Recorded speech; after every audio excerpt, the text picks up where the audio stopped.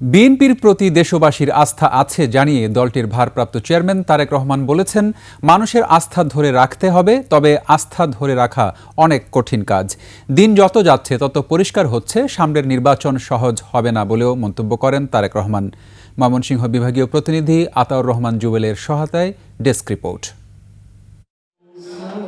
রাষ্ট্র কাঠামো মেরামতের ৩১ দফা ও জনসম্পৃক্তি বিষয়ে ময়মনসিংহে বিএনপির বিভাগীয় প্রশিক্ষণ কর্মশালা।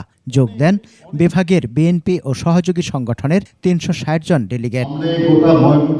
ভার্চুয়ালি যুক্ত হয়ে দলের ভারপ্রাপ্ত চেয়ারম্যান তারেক রহমান বলেন, এখন মানুষ অনেক সচেতন। গত ২-৪ মাসে কেউ যদি কোনো ভুল করে থাকে, সবার দায়িত্ব তাদের সঠিক পথে ফিরিয়ে আনা।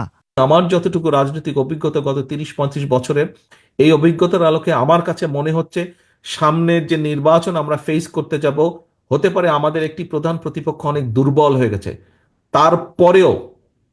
তারপরেও এই নির্বাচন বাংলাদেশের যে কোনো নির্বাচনের থেকে অনেক কঠিন নির্বাচন হতে যাচ্ছে।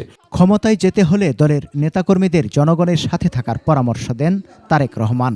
Double million offer, Walton fridge কিনে পেতে পারেন ২০ লক্ষ টাকা, রয়েছে কোটি কোটি টাকার নিশ্চিত উপহার। একজন নেতা হিসেবে আপনার এটি অবশ্যই দায়িত্ব তাদেরকে সঠিক পথে নিয়ে আসা, তাদেরকে সচেতন করা, তাদেরকে সতর্ক রাখা। দেশের ও মানুষের কথা চিন্তা করে বিএনপি ৩১ দফা সংস্কার প্রস্তাব দিয়েছে বলেও জানান দলের এই শীর্ষ নেতা। জনগণকে সঙ্গে রাখুন। সমর ইসলাম, ডেস্ক রিপোর্ট, ২১ টেলিভিশন।